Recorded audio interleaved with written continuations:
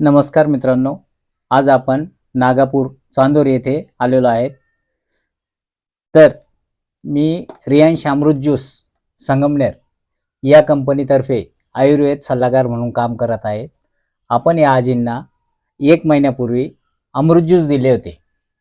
तर त्या अमृत ज्यूसमुळे ह्या आजींना काय काय रिझल्ट आला आहे ते त्यांच्या जुबानीच आपण ऐकूया। बोला आजी, तुमचं नाव सांगा।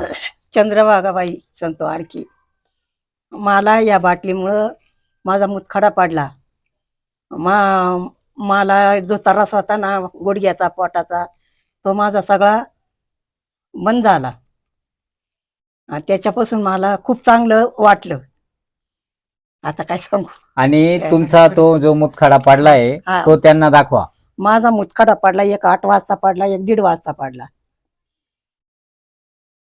आणि बघा मित्रांनो,